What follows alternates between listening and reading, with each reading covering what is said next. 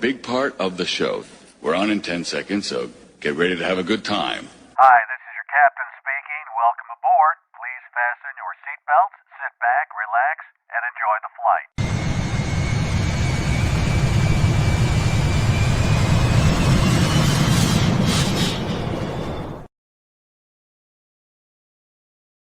Welcome, everybody. I'm Trombone Shorty as the Beaver. This is, well, you know what it is. Ryan just showed us what it is. Welcome, one and all. Like and subscribe. Catherine in the comment section, thank you for reminding people, like and subscribe, please, because that helps this whole, whatever this is, however it works, that helps. Thank you. And let's get started. We got to do some things. I got to kick the tires. Let's light them up. One more sequence has to happen, and Leslie's got to remove the cat from her lap. Looks Cat like that's removed. happened. She's still on the desk, though. Hello. Hello. And This is hard. that's not, what is she showing you? That, What? to have her turn around. I'll cover her little Yeah. bottom. So you Yes. know, you know, they make jewelry that fits at the end of a cat's tail, like a little ring, and then a gem dangles down to cover up their little their little sphincters. But They're little sphincter. they're little Ew. sphincters, but they're so cute. Even their butts are adorable. Even their butts are cute. All right, let's So- remove that condom and get started. What are you Got drinking? a decoy. Found it on sale. So, and I've been to the Duckhorn Winery. So, Oh, that's good stuff. How much you pay for it? Not much. It was like $12. Really? So, Because that's a real Yeah. good wine there. 12 bucks. it's a Nice. lovely. So, anyway, All right. and Three. look at the head on that thing. Ooh. I am looking, and it's gonna go. And the bottle too, man. Anyway. 3, 2. Whoa! Holy smokes, where did went that way- go? I saw it. I think it hit the wall in the back. Did it? Wow. Nice. Yeah. Oh, Nice. that's gonna be I'm gonna a give good that sign baby a for try us. here. Because we're coming off the super moon, the second in a series. We got another one next month. And is it just me, or does it seem, of all the times we've set the clock back, it seems darker this time? Yeah. Something's Maybe wrong. we just can't adjust, but I am so over this already. There's a glimmer of light to the west here, but just barely. But when it's dark. I don't know if that makes any sense, but it just feels like It's super from dark. previous years, it's darker. Although it was cool with the super moon, those nights when the moon is so bright that you can get weird big shadows when you're outside. Yeah, it was pretty awesome. Yeah, but that super moon, it's an ass kicker for Oh me. God. Well, Yeah. this whole season is a super ass kicker. And once again, as soon as the government's back up and running, can we finally settle this thing and go to the daylight standard time? saving time All the 12 time. months a year? Yeah, not standard, daylight saving, 12 months. We Right. want maximum evening sun. There's low-hanging fruit for Washington. Who's going to disagree with that? 2 or 3% of the population? Go with the odds. Give us that bone. Throw us a bone. Yeah, I mean, they're in a bit of a PR pickle right now. Once again, we don't do a whole lot of any kind of political talk on this station, but on this station, Give us something. on this show. On this is a station. This is a station on this unit. But yeah, come on, you guys, just give us this. That would be. You know what else? And it's because driving at night is so much more obvious with the crazy ass headlights on the vehicles and the emergency vehicles. Too bright. Yeah. What are you looking for? Prisoners? Are you landing planes with those lights? What do you need those lights so bright for? And then you're blind, and now you can cause another accident just because an ambulance has passed you. I wear these special glasses because I had the eye surgery and I got light sensitive eyes now at night. And those lights they're too much. Oh, they're horrible. Yeah. So I got to wear those, and that helps. I want to mention this. Are they fashionable, or are they like the big? It's a yellow tint. I look like a drug dealer. I have to be honest. Nice. Hey, how you doing? How you doing? Yeah. What can I get you? This is a bittersweet day for you. It's a happy, sad day, I would guess. This would have been your 43rd wedding anniversary. Yeah. So, I mean, I know it's got to be tough, and we're glad to be here with you. Thanks. Don't want to be a buzzkill, but yeah, I woke up crying this morning. Well, Had a couple of jags throughout the day. It's what you do. And then yeah, you brush it off, and then I get to look forward to doing this. So there. yeah. That's the Well, sweet we're that goes that's with the why we bitter. do this, to make ourselves feel better. Got the screen door. I know all the regulars seem to be here, and we're happy you're here. So Gary. thank thank you. Yeah. Okay. See what I mean? The damn supermoon. It's too dark. It's throwing everything up. Everything's too All crazy. cattywampus, all jiggity and That first week after we do that clock thing, this is tough sledding. It always is. The adjustment, you feel like it's 6 o'clock, it's about midnight. Oh, about time to go. It's 6 o'clock. Yeah. I'm Yeah. gonna stay up till 8 p.m. tonight because I'm wild that way. Yeah. So we have kind of a sweet and sour show tonight. We've got do we some ever? sour talk about a serial killer, and then we got the sweet talk with Jenna. So I'm trying to balance it. I was glad Jenna could do, because I didn't know until yesterday she could do today. Otherwise, I would have talked about it earlier in the week. And when I said, hey, you want to pick a November Friday? She goes, how about this Friday? I go, that's actually kind of perfect because of what we're going to talk about first with Karen Conti. It's sour talk, but presented by a sweetheart. Well, when you think of John Wayne Gacy, you don't really think of Karen, but they are forever tied. By the way, Johnny from Michigan, I have not received your Christmas card yet. It's late. Where is it? I'll get it. It's got to go through Waukesha, Wisconsin, so it could take a few. We live in bunkers. But thank you, Johnny, he always sends a Christmas card. Thank you. Appreciate it.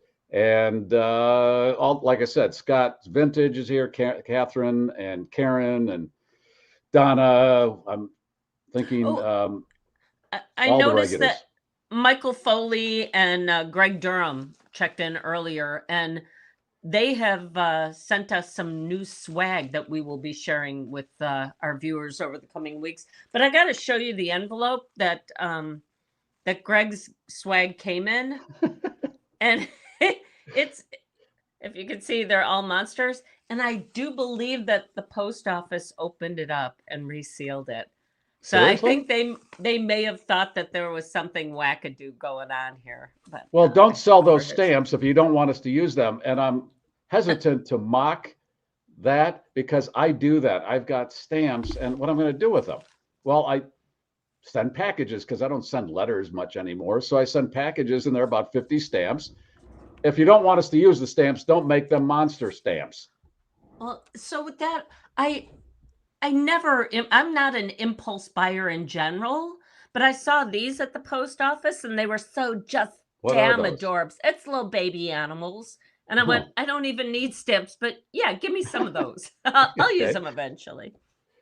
When you go to send the prizes out, you just have them put out a sticker. They put the sticker on. Yeah. Okay. And then you have to sign the agreement that says there's nothing liquid, perishable, flammable, explosive, or poisonous going like in the mail. If you were a nutball and going to send stuff, what are you going to say? Yeah, I got an explosive in there. Exactly. I mean, it's so stupid. It's a shipment of tarantulas. Who doesn't send tarantulas this time of year?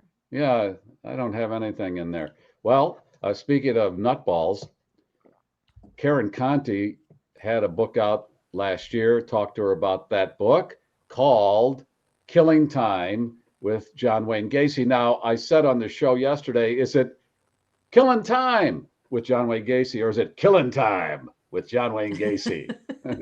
Well, there's the double entendre, Gary. That's the very cleverness of the title. Okay, well, as we talked about in your last visit, you represented with your late husband Mr. Gacy, and I shouldn't even give him that much honor, in his death row situation, right? That's where you came. You weren't there at the beginning. You came in the death row part of it. Right. I was in high school when he was doing his murders. So I was just a young tyke, and I was just as shocked as anybody else in the Chicago area, in the world for that matter, watching the news accounts of what was at the time the world record serial killer. And if you don't know, he was accused, although he was only convicted of killing how many? It wasn't the full 33, right? He was convicted of killing 33. He was, because when they got him, he said, I did it. I killed all these guys. And then he clammed up and said, no, maybe one. I think he copped to one, right? He did. And he said as to that one, it was self-defense. But yeah, he confessed fully to his lawyer with times and dates and very amazing recall of where he found these young men, some of their names, and exactly where the bodies were buried, mostly in his crawl space, some of them on his property and a few of them in the local river. So he did have really good recall until he decided that it wasn't in his best interest to confess to them, and then he just recanted. Now, his house was near O'Hare Airport in Chicago, and for those of us who were around at that point, and I say that because the producer of this program was not alive. To your point, you were a little girl. The producer of this program wasn't even alive when this started to happen. That's how young that man is. Anyway, I remember this vividly because I was working all nights at this radio station, and before I'd head out to the studio, this coverage was wall to wall, and I just remember it being very cold when they started pulling the bodies out. It was, what month was it? Was it December? It was. When do they? That was right. It was near Christmas, and it was one of those typical Chicago winters back then before global warming, where it was snowy and freezing and sleeting, and it was miserable. I remember it too. Okay, but one of the reasons we're having you back on is this docu-series is running on Peacock about Gacy. It's a multiple episode series. I haven't seen any of it. How many episodes have run? You've seen it. Talk to me. So I think it's about 8 episodes, and it's a docudrama. It's called Devil in Disguise, not to be confused with the documentary that was really the best documentary ever made about Gacy, and that was also called Devil in Disguise. But this one is the dramatized version, and I have to tell you, I think it has some flaws from a film critic standpoint, but it really gets a lot of things right about the Gacy story that I don't think anything else that has been published before or aired before has really gotten right. Like?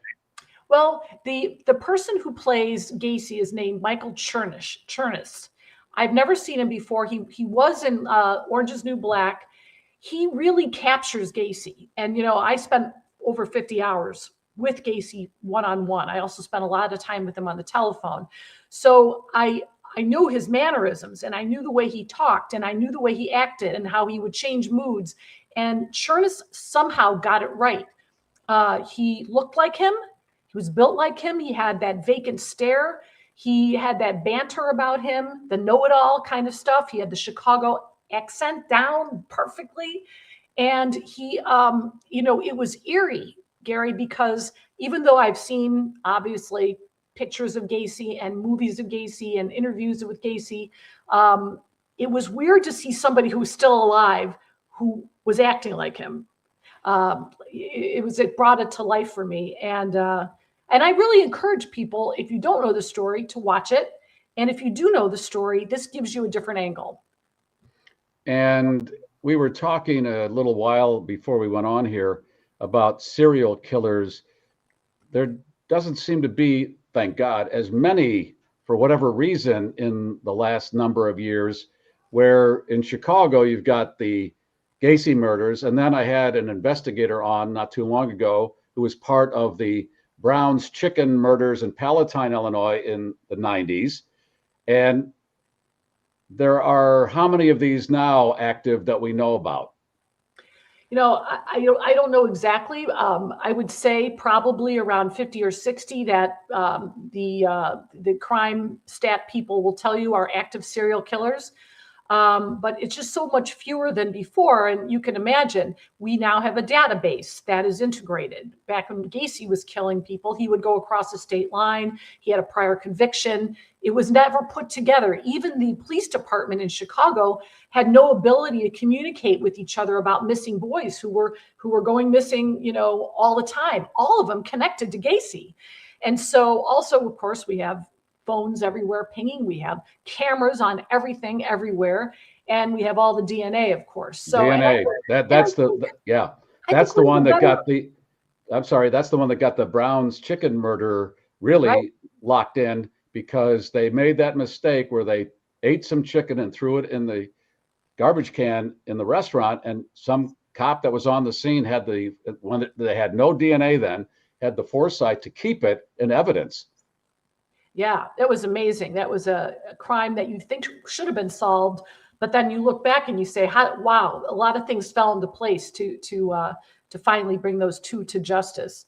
But yeah, I think too, we have a better understanding of serial killing.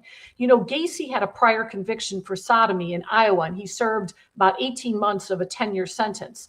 And they released him early because of good behavior, right?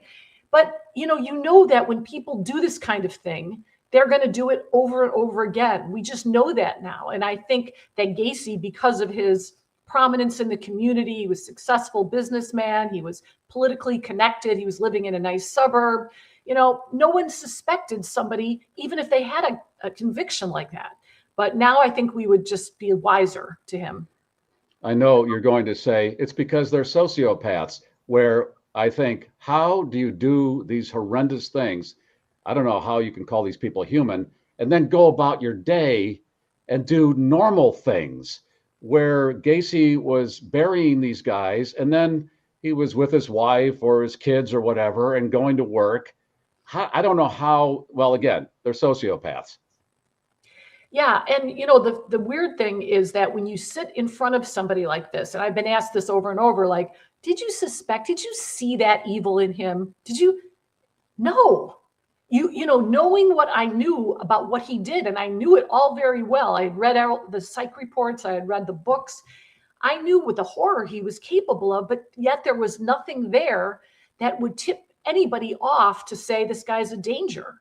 He was very compartmentalized, and that's why he got away with it. I assume when you saw him in prison, you shook his hand, and I don't know if I could even do that, because I'm thinking these hands have killed many people. I get too creeped out. Some people just creep me out. I don't know how you sat there with him. And didn't he call you doll face all the time? Yeah, he called me doll face, like something out of a 1940s movie.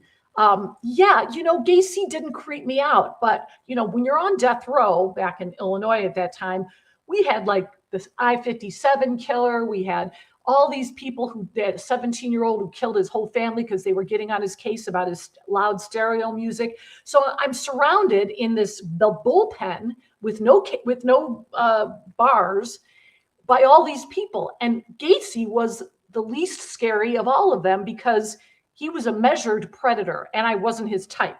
So he was never going to do anything to me, but the other people scared the living what out of me, to tell you the truth. We were talking about this unsolved case in Tinley Park, Illinois, that happened, how many years ago now was this? I think it's about 2025.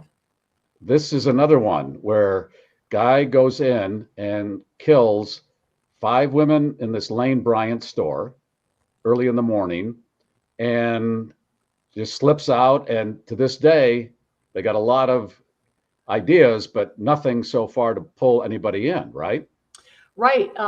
The one woman who survived by pretending like she was dead looked at him and spoke with him and had a great detailed recollection of his face, the way his hair was braided with a particular braid bead. She had the jacket he was wearing. He described the jeans he was wearing. They have his voice on 911. And despite the composite picture, despite the 911 tape, and nobody has any idea who the guy is. And that's one crime in the Chicago area that I would love to see solved. Well, yeah, because these guys, that guy, that's a single guy, but there were 2 guys in the Browns. They were out for 10 years, the Browns guys, 10 years walking around. One guy got married, had a kid. The other guy's installing cabinets in people's homes. I don't know how you do. I put a mouse in a sticky trap years ago, and to this day, I'm traumatized by it. Yeah. I don't know how these people exist. I really don't get it. And okay, your whole point of keeping Gacy off of death row was why? Well, I'm against the death penalty. I just always have been for anyone. I don't care who it is. Throw them in jail, lock them up. I'm not a person to say Gacy should ever have been out. No way. He was a danger to society, always would be. I just don't think the government should be in the business of killing people. And, we've abolished the death penalty in Illinois. It's not like we're any less safe because of it. And I think, I just don't think it's a good thing. We get it wrong a lot. Now, in Gacy's case, we didn't get it wrong. He killed a lot of people and he had good lawyers throughout. It wasn't racial profiling. It wasn't any of those things that you see all the time on death row. But we did get it wrong. In a small period of time, we had 12 people walk off a death row because of actual innocence, while 12 were executed. So we were batting like not so good, right? So if you're not going to get it right, how do you execute somebody? It just doesn't make sense to me. But I don't have to fight that battle anymore. Was he the last one to be executed in Illinois? No, there were how many several after? Several? I want to say there were about 5 or 6 after Gacy before there was the moratorium was put on for a while. Like many states now have moratoriums on the death penalty, and then they finally abolished it in 2011. And what was the final murder that tripped Gacy up? What was the one that sent it all downhill for him? And this is in the series, Garry, and it's prominently dramatized, and it really breaks your heart. There was a kid named Rob Peast, very handsome kid. He was just my age. He was like 15 at the time. He was in the hardware store where Gacy was doing some work, construction work. And Gacy promised him a job for a lot more money than he was making. And Peast was a good kid. He was a high school athlete. He wanted to buy a car. So he wanted to have this job so he could save up for a car. His mother had come to pick him up from work. She was sitting in the parking lot. It was her birthday. They were going to go home and celebrate with the family. And the kid never comes out because Gacy takes him out the back door, brings him to Gacy's house, and tortures him and kills him that very evening. And the mother was really one of the reasons that Gacy was caught, because she was insistent with the police that this guy was the last person with her son. And she really did lead the police to finally find out that, he was killing people and arrest him and later convicted him. It was interesting where you've got 33 bodies in this guy's crawl space. No neighbor saw anything suspicious. And I think there was a cop who was in the house once and there was a bad smell. And then he started to think maybe something's going on here, right? Yeah. I mean, Gacy was hiding in plain sight. And, remember, Gacy was like Mr. Neighborhood. He would go mow everyone's lawns and he would shovel their walks. He would help them repair things. He had threw big parties. So no one suspected him. He was the jovial guy in the neighborhood who would help you out.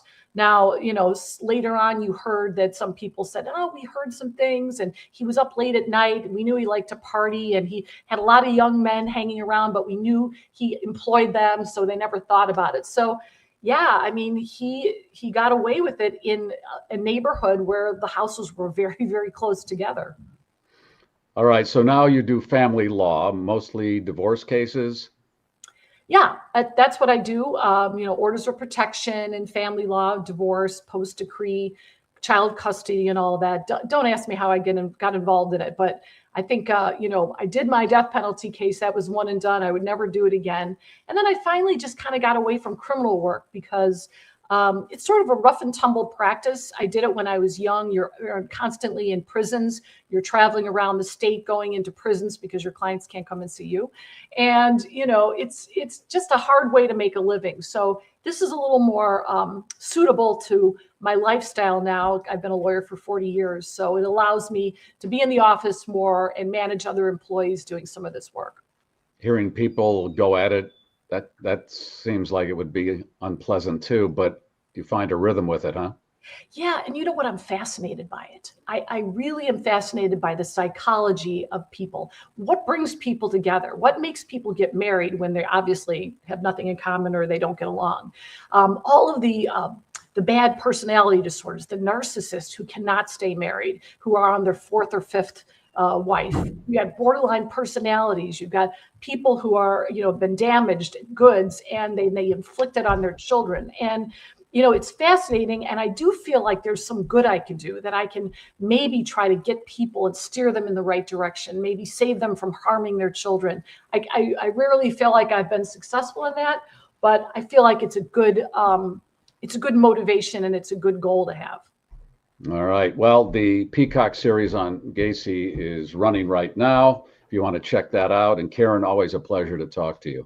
Thanks for having me, Gary. And All good right. to see you, Leslie. Karen Conti, her book is Killing Time or Killing Time with John Wayne Gacy. So you're talking about these psychopaths who live among us and the science that has like helped us cut them off at the knees in some cases, thanks to DNA testing and stuff. We did have a story, like 2-3 weeks ago, where this group of researchers from several notable institutions across the globe have figured out that psychopaths have a different brain structure that is recognizable during an MRI. It's their striatum, I believe, is larger than other people's. So, like we said, we don't want to go all sci-fi on you and stuff, but if you just happen to be doing an MRI and you notice that somebody's striatum is bigger than somebody else's, report it to the police. We screen for all sorts of other things. Wouldn't it be nice if we just started screening these people? Now, I don't want to go all pre-crime on them, but we could keep an eye on them a little bit. Okay. Well, some of these people are born that way, but others have suffered head injuries, and that's what triggers it. Right. This isn't the only thing that leads people to live dangerously and murderously. All right. Okay. Leslie, do you want to, so we can get ahead of things before we talk to Jenna, preview what you're going to give away? Let's, because today's prize package is awesome, but what prize package is it? And once again, we always ask, if you've won within the last year or so, please give somebody else a chance to win, because this is pretty frackin' epic, if I do say so myself. Got, for starters, a nice Bon Journey t-shirt. By the way, Bon Journey playing tonight. At 115 Bourbon Street, 3359 West 115th in Marion Park, Illinois. Marionette Park. Marionette Park. That's on the far south side of Chicago. It's huge. This place rocks. Bon Journey's going to shred that place tonight. And tomorrow, our other house band, Oh Yes, is at that American Legion Hall for Rock the Vets. There we go. And they're going to raise money for our veterans. And they're going to have raffles. And Oh Yes is selling their T-shirts and giving that money to the vets. The doors open at 6 to start all the raffling and things, and then they go on at 8 o'clock. So Bon Journey, Oh Yes weekend, always good to have. Woo-hoo. So there you go. And in addition to the T-shirt, our generous friends with those bands have also provided a Bon Journey sticker. We've got a Bon Journey, now we're switching over to Oh Yes guitar pick, bracelet, and the bass player for the band is our own Brian Sheridan, and he's got his own special line of sunglasses. And that'll help you with the glare from those big bright lights we were talking about. Let's see. Oh, Tracy from Wisconsin, our ball liquor mama, always provides that. I got some fortune-telling fish inspired by Scott's Vintage Antiques and Collectibles. The other Leslie gives us these cute little plastic tropical fish. Look, that's like Nemo. Look at that. Got some of the new swag I was telling you about. It was Greg who gave us these. Do you remember these cool little You got a glare on it. What is that? Oh, I'm sorry. It's a parachute or a, what do you call people who pair of army men that parachute down. Except he's You throw 'em up? Asian. And he's got but it looks like he still has a gun. But except he's Asian. Well, I mean, he's not. What does that mean? He's not one of ours. He's not one of ours. He's invading us. Although we're all friends now. So wait, you throw that up in the air if that's the way I remember and one of those little plastic, or if you lived on the second floor as we did, and just throw them out the window. Hell yeah, that's what you did out the back window when you could. Got us a little dangerous kitty because we love dangerous kitties on this show. Scott's Vintage Antiques, I believe, gave us the conjoined twin collector card. Michael Foley took a trip to Mexico and brought us back some cool swag, including this very special keychain that says Mexico. What else? Oh, former producer Ellen Delinka provides our refrigerator magnets, season 6 version. Look at this, what I got for you. Okay, you better be tiny or know somebody who is, but it's a GarrForce t-shirt and it's sealed. Still I didn't want to sealed. even take it out of the package. It's so pretty and clean. But I got to say, the GarrForce t-shirts are so soft. Oh Nice my God, cotton. they're amazing. And finally, the price that started it all, your very own condom. wine condom. There you All go. right. We'll come up with a word or phrase that pays in a minute or two. Do we want to do that now just to get people in there? Do you want to have people queue up? Yeah, might as well. I mean, we're What halfway through. are we thinking? Serial killer? Oh God. And I hate because it seems bad karma to say Yeah. Gacy or anything like that. Let's do hashtag sweet sour. All one word. Hashtag All one sweet word. sour. Sweet sour. Yeah. SWEETSOUR. Hashtag sweet sour. Put that in the queue, and then the computer will pick the winner. We got a lot of sweet, we got a little sour going on here. So Nice. hashtag crawl space. No, CMAC. No, we want want to lighten it up now. Okay, this will lighten everything up. Jenna, our resident bartender. Hello. What's up? Hello. How you Sorry, doing? I was just I'm doing great. I was like, I don't think the chat's working because someone said that the chat wasn't working, but never mind. It I'm great wasn't, now. but now it is. Okay, now it's working. That's all that matters. That's all that matters. How are you? Comments are coming in. That's what we want. It's good. I think it's funny that I'm making this drink today, not knowing anything, and then I was like, oh, I'm making a New York sour, which is hysterical. So I just think that like you said earlier, like it's very aligned.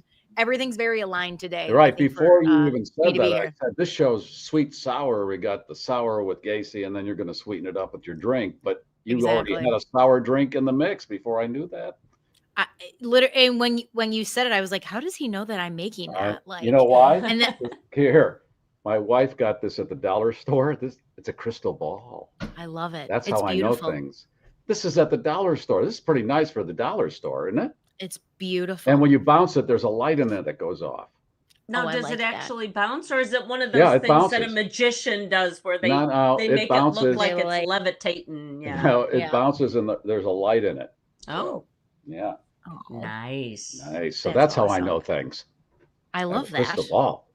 Well, you brought that out, and immediately Karen and I both grabbed for our magic 8 balls. It's like, yeah, that's how you tell. Do you have a magic? I gotta get one. I don't have one. I mean, I have a disco ball, but it's not a magic ball. No. The disco's Christmas is is a disco. coming, like in 2 weeks from the feel of it. But yeah, I know. What's coming in 2 weeks? Christmas. Basically Christmas, it feels like. I don't know how we got here, but here we are. Like, it's crazy. No. We're not going to go that route yet. So you got a sour drink, and there's a theme as to why you have this drink, right? Yes. So in honor of Bar Talk, I thought it would be really fun this football season to make a cocktail based off of who the Chicago Bears are playing each week.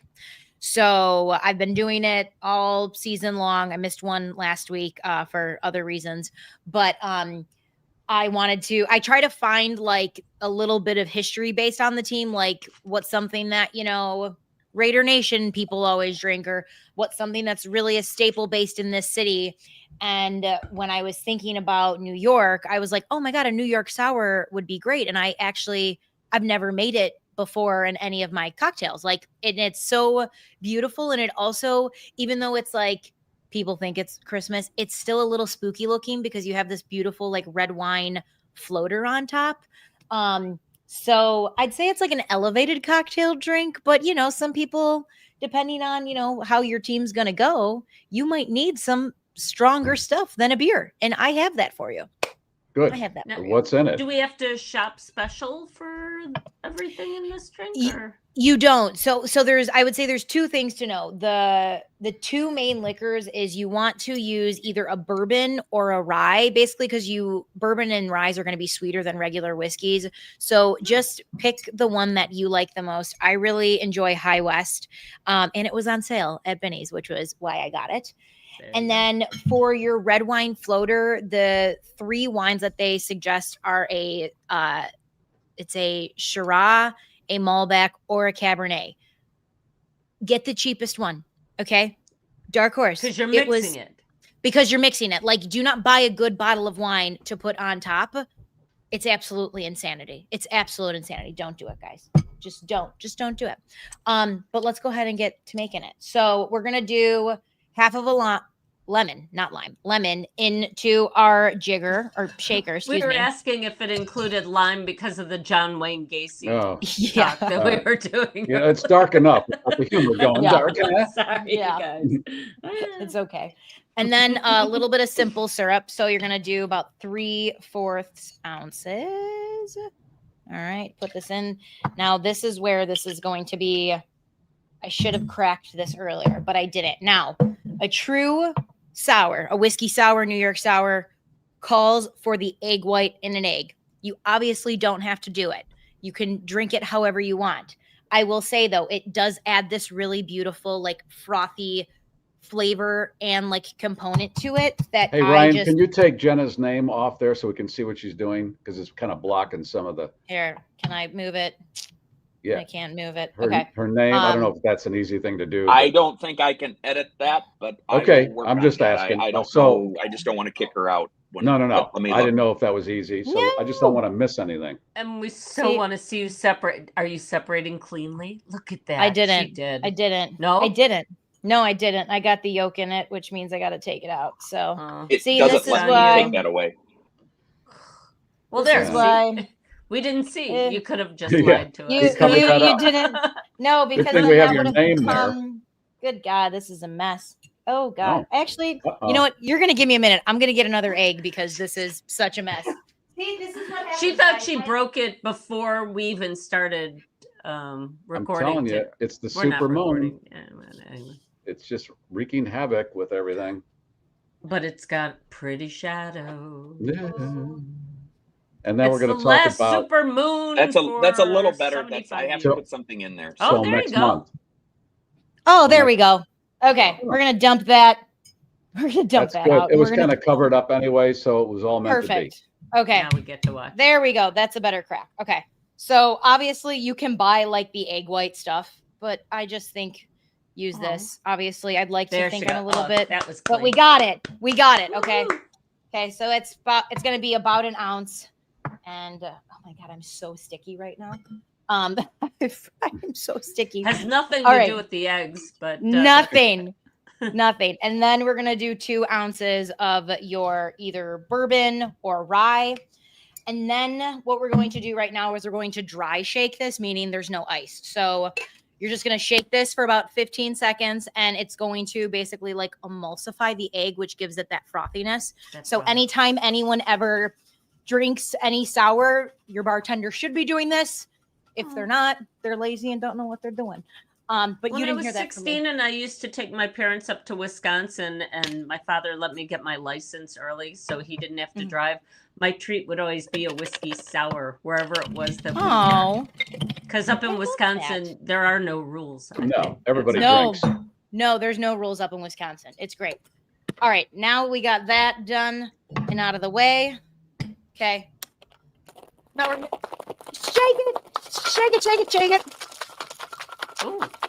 Ooh, it's like nice That and is frothy. Do you vigorous. see Even it? the camera Yeah. is Shaking a little bit. Okay. wow. Perfect. And then do we have a strainer? Yeah, we'll do this guy. We'll do you. Okay. And then we're gonna strain this in. Wow. Pretty. Yeah, this is so beautiful. And then the star of the show is going to be this little red wine floater. Okay. So what I'm doing to help me is I'm going to do an 1.5 ounces of red wine. You can do a little bit more depending on like the size of your glass, I would say. And then you're going to basically like spoon it in gently. So like you can would with use a Guinness, like a Yeah, black and yeah. tan. basically, yeah. So take a bar spoon. If you don't have a bar spoon, use a regular spoon. It's fine. And you're just going to put it up against the wall of your drink.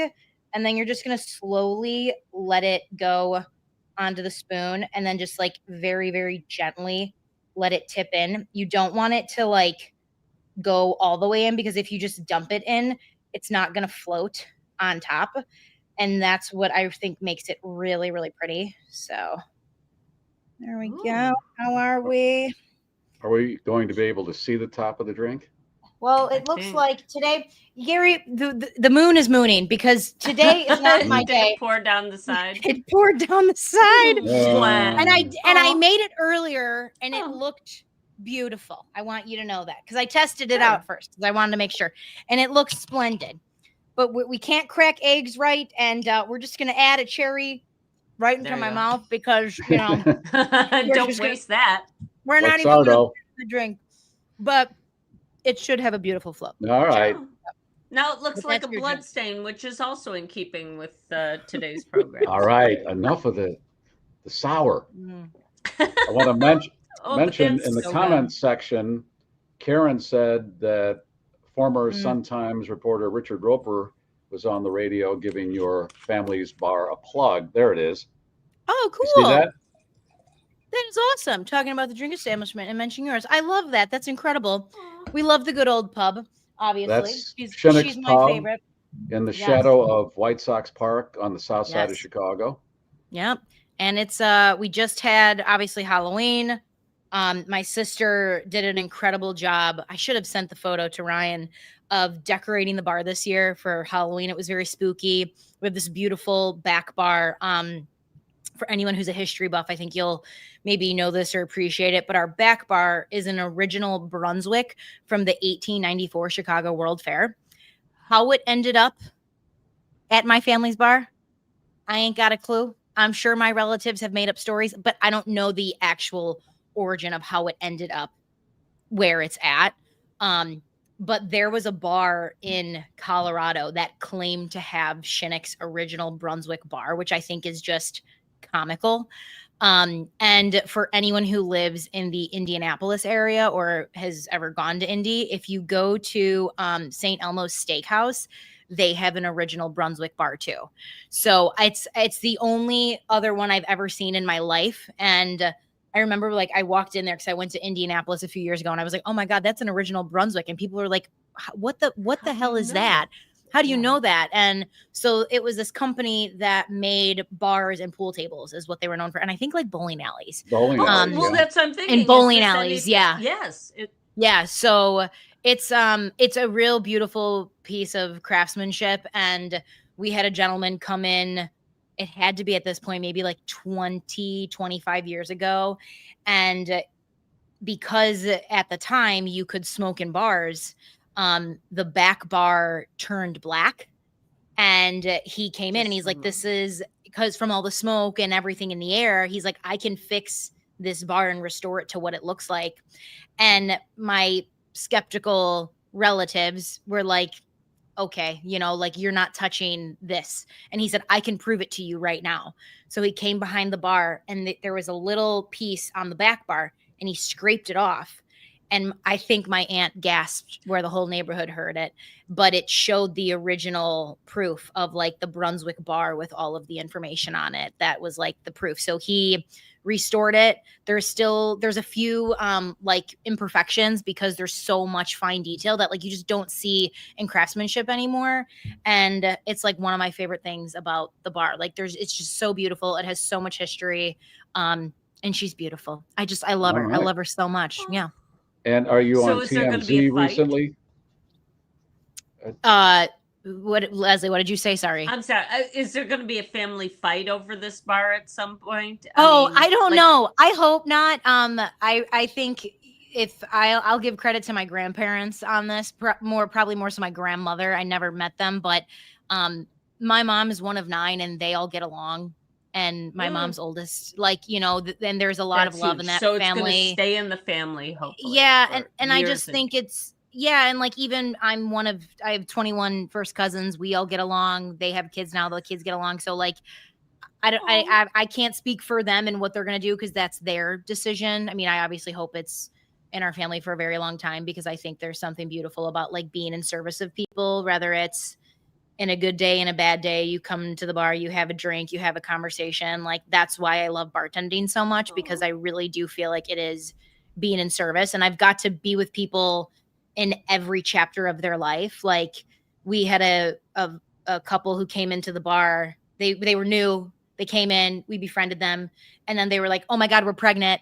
And then now they come into the bar and they bring their baby in the bar and the baby gets to be a part of the bar. And like I know it sounds silly, but like, it really is I've been able to see people in really different chapters and in hard ones too. And like, there's something really, I think, beautiful and important about just having a place where you can go to in the like good and bad times to celebrate her. Yeah. And then if their relationship goes south, you can send them to Karen Conti. Mm-hmm. And she'll take care of I'll send them your way, Karen. Take the baby off the bar and go on. Yeah. I thought it was normal.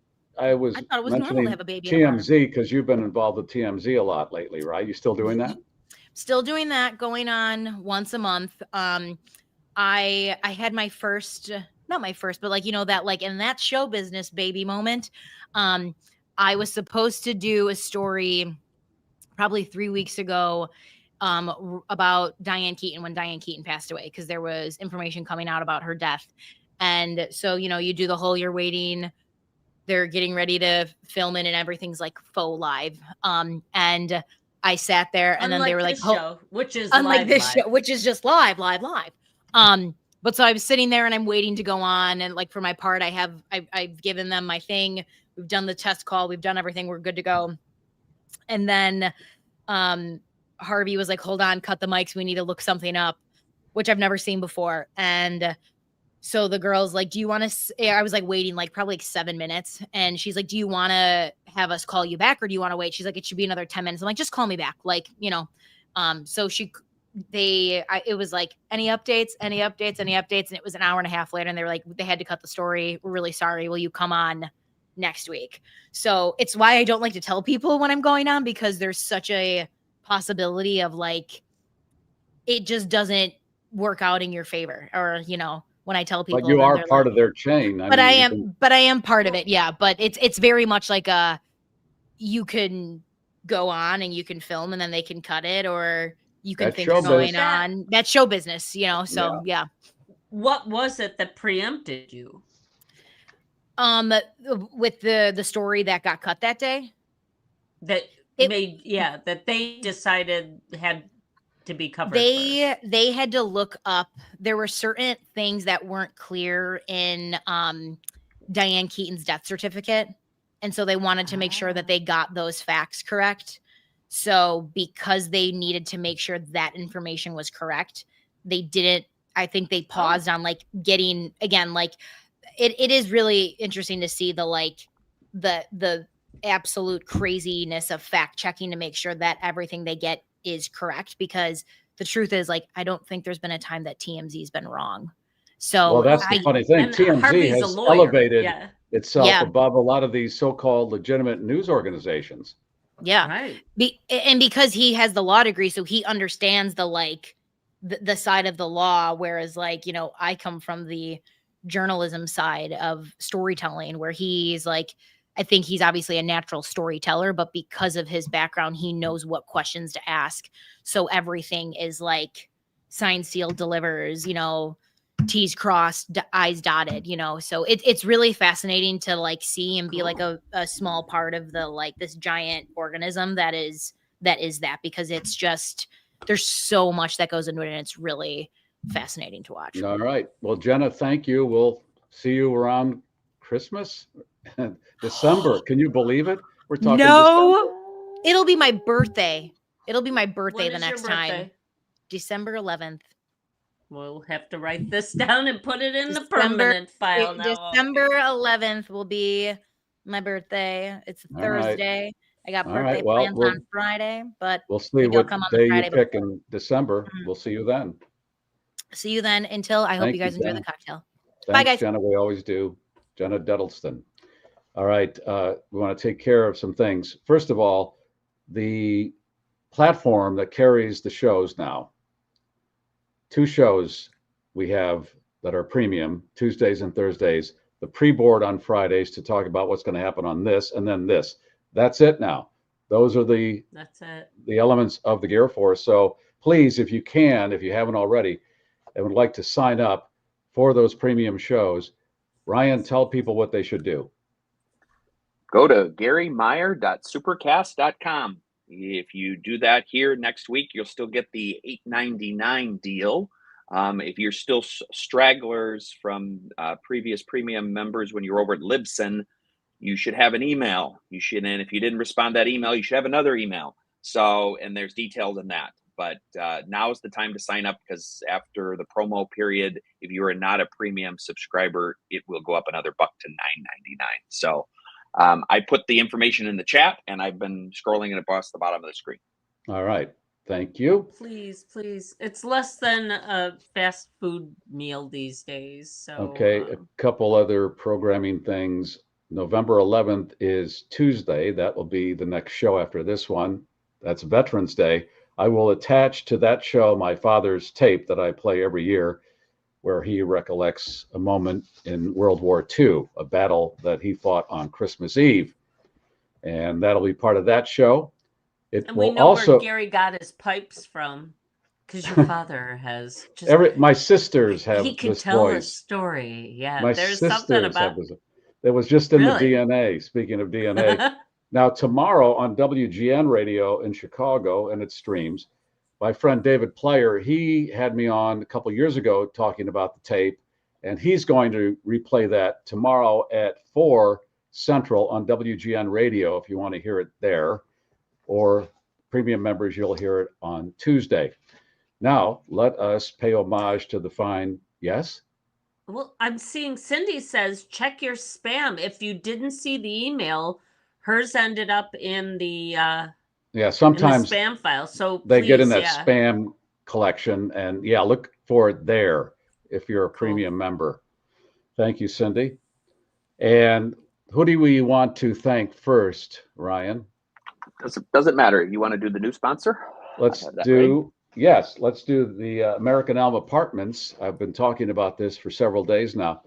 This is in Elmwood Park, Illinois. There's the building, and we're going to take you inside to show you what they've done. This is under new ownership, new management, all brand spanking new inside. Got the hardwood floors. Look at that. Nice. They redid the apartments. They're spacious 1 and 2 bedroom apartments. Wow. Beautiful. That is spacious right there. Yeah, yes. you're in control, by the way, of the AC and the heat, which if you've ever been in an apartment building where you don't have control, it's a nightmare. You have control at the American Elm.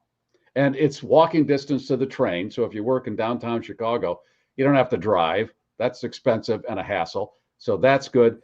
And another thing, Leslie, you're familiar with the area. There's a place called Russell's Barbecue. Oh my gosh. Yeah. And Russell's has been there for years and years. It's delish. And that's near. My first boss took me to Russell's. Like, that was one of the first places I met with this guy who kicked off my radio career. And Oh my gosh, it is. It's delicious. It's casual It's and nearby. And then oh Johnny's yeah. Beef is not far away either. Oh, and Yeah. Johnny, So the American mwah. Elm, nicely located. You got all kinds of restaurants and shops and things. And if you would like to see the apartments, you have to make an appointment. Call this number, 773-205-8300. 773-205-8300, and mention the Gary Meier Show. Get that 1 month free rent. There's an Australian restaurant in between the two that's also really good. Oh, it's just two guys' names, but Grandma makes the gnocchi by hand in the back, and golly, you're gonna be eating good if you live there. Yeah, that area is so it's accessible. hot now. It's super hot. Okay, Volo Museum started advertising a couple weeks ago, and we're going to be showing pictures. Now, Brian and Sandy Sheridan were there last Saturday to have a meet and greet with Svengoolie, and they took some pictures. This is the Batman car, the Batmobile from the TV show that they have at Volo. Yeah, that's it's the original. One of from the TV all show. The amazing stuff that they have there. We're never going to get to the end of it unless he advertises for many years, and I hope he does, because there's so much stuff, and we're just scratching the surface whenever we talk about it. There is the vacation truckster. They got that. You remember that from Vacation? Ooh, huh? Yeah. Huh? Yeah. And they've got the antique side where Henry and I went to find all those bowling pins. He actually took one of those to school today for show and tell. So they have the whole other side that has many adventures. And again, good there's finds. It's 60 some acres. They're open 362 days a year. They have private party events there you can do in a barn, and they got the how about the Captain Phillips toy boat? I am the captain now. Exactly. Do we have that one, Ryan? I got to show that. Volo is in the northern section of Illinois. That's the Flintstone Mobile. Yeah. Yeah. Is that Sandy? That is Sandy. That's Sandy in there. I don't know if I have that. Okay, we'll show that next week. But it's about an hour from Milwaukee. Milwaukee, hour from Chicago, northern part of Illinois. VoloFun.com. A lot going on there. I was talking to a friend of mine. I think we're going next week. We're going to find some time, and I will take copious pictures. Yeah, so we're going to keep showing them. All right. Yeah, and I think the restaurant I was thinking of is Jim and Pete's. Jim and Pete's. All right. Well, again, a lot of good restaurants around the American Elm Apartments. David Hochberg will get you situated with a mortgage or refi or any of that. You know the numbers. They're right there. Free consultation. And all the stuff right there is all you need to know. A lot of listeners have benefited from David helping them. He can help you.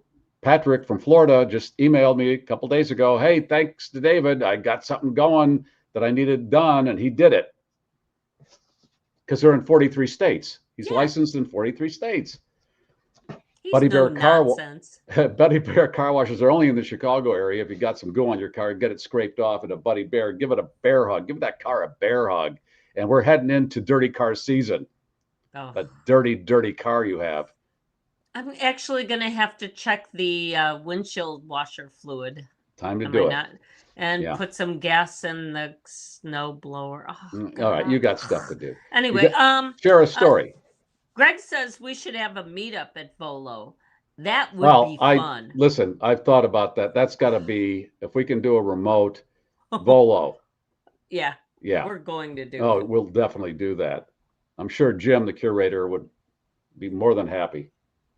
And then maybe he'll play a tune for us, because it turns out he's in a band. Also an accomplished he's super talented, musician. And I'm not. I don't know what I am, but he's very talented. Honestly, how is it that we even get through a day? I don't know. I was talking to a friend, and their daughter makes all this beautiful artwork, and other people are creating songs and doing. Right. Yeah. And what am I doing? I'm flapping my soup coolers. But you come up with a hashtag sweet sour, and we give away really great. There you go. All right. We all have our little things, and you have stories. I do. Just a couple here. Yeah. I just love this story. Well, I don't love it. It's kind of dangerous, but 3 Chinese astronauts are currently stranded in space after the capsule intended to bring them home was struck by some space debris. I think we're going to hear a lot more of these stories as the days go on. Engineers are assessing the damage to the capsule docked with the Tiangong space station to determine if it's safe enough to use this return capsule pod. I just turned it into a podule. Okay. Anyway, in the meantime, these 3 astronauts who've been aboard the station since April are just going to have to cool their heels and wait. Yeah. Okay, and that's the sound the debris made against the capsule. Tiangong. Tiangong. Oh shoot, man. Anyway, let's see what else we have here. One more. Oh yeah, let's do. We teased this on the pre-board. Top of the hour. News, traffic, weather. Thanks for stopping by the Loop, FM 98, WLUP Chicago. Oh God, nobody does it better, Gary. Thank you. Anyway. Officials in Japan are advising parents to arm their children with empty plastic water bottles to prevent bear attacks. There's been a recent spike in bear attacks in Japan. As a result, officials have issued a series of new guidelines to curb human-bear interactions, especially as they relate to children. If possible, parents are being asked to drive their kids to and from school in areas where bears have been spotted. They say kids should also not be carrying food that might attract bears. And as an extra precaution, parents should supply their kids with empty water bottles. Turns out the bears, like a lot of us, hate the sound of those bottles getting all crinkled. Yeah, that is loud. I never finished. That triggers the thought where I started the story about George, our tech advisor, and a bottle, and I never finished it. I got sidelined. I just thought about that. Sorry. I'll embellish it more next week, but he used a big plastic bottle to pull a dent out of his car, and I'll have more information next week. Oh. Yeah. Well, and on top of that, I mean, those crinkly plastic bottles aren't really... great for the environment Too either. loud, very loud. The bear's like this. Ah. All right, Ryan, you want to hit the button? Come on, you guys. Look at all this stuff. All that great stuff. More cowbell. More cowbell. It's Mac. Mac, what should Mac do, Ryan? Send your mailing address either via text to 773-888-2157 or email Garry Meier Show at GarryMeier.com. Garry will get the address over to Leslie, and she will get down to the Westmont post office to get your prize pack out. That's right. And once again, do not send any correspondence to the return address on those mailings because it'll go right back to the Westmont because the return address office. Says North Pole. That's it. Actually, it is 5707 South Cass Avenue, which is the Westmont post office. So they'll be sitting on the envelope going tossed. We don't. Do you want to, Garry? Do you want to play that Svengoolie 8-second video of Brian Sheridan? Or do you want to say that? Let's do that. We got a few seconds here. Okay. Brian and his wife Sandy were at Volo last week, and Svengoolie was there, and they had a little. Yep. It's time for the GarrForce Cocktail Show live from No, all right. Well, at least we got Rich in the costume. He was in his street clothes last week. We got to see him in the costume. It was Halloween, so he was dressed as Rich Coase. Right, that was his costume. There. Thank you, everybody. We'll talk to you premium members Tuesday. Here comes the cannoli down the aisle. Please take it. It's delicious and complimentary. What about the schnauzer? Keep your schnauzer out of people's crawl spaces. You know what I'm talking about. You've gone darker than any evening after 5 o'clock. And then I get sweet again. So there you go. Okay. 3 in the green. Gear is down. Flaps are down. The voice of the globe, America's podcast, the GarrForce, has landed. We have landed. 55610 for 1 Frankfurt 72 about.